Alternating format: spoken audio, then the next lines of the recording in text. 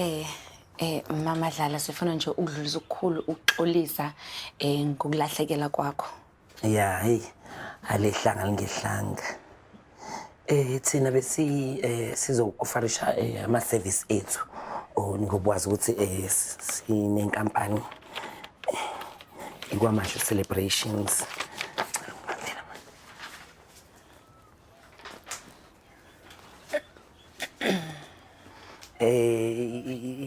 Nje ukwazi nje ukuthi asiyona nje i-glam squad kuphela, siyayenza nemicimbi eminingi ngisho nemingcwabo nje siyayenza.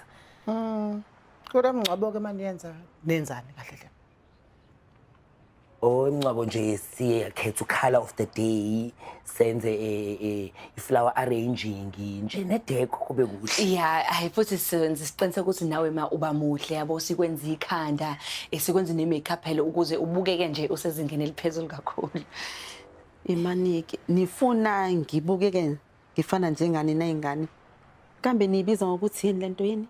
Ama-lace queen? Hayi ama-slay queen thina. Ukuthi yazi ngithe ngibuka ukuthi cha, Mama Dlala, hayi phela wena top notch. Wena esontweni usihlele esihlalweni esiphezulu kwibhodi. Abantu basuke bebuka ukuthi wenze njani. Sasacabanga ukuthi hayi, asikwenzele into enhle. Abantu babone ukuthi hayi, umnyeni wakho umvalelise kahle ngesitayela. Yeah. Yeah. Zinephuzu ingane. Mrs. Amy cabangisisa kahle lento. Uthanda iphuzu lethu wena? Mina bengicathi wena usifuna ukusibona.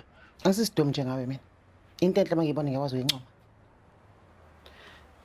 Mrs. Amy ngiyazi nokuningi ubhekene nakho manje kodwa ngempela cabangisisa lento.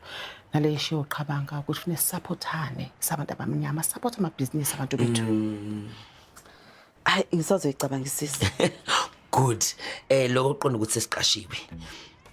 Singabe siqala sibuka i-deposit ukuthi mhlawumbe kanjani.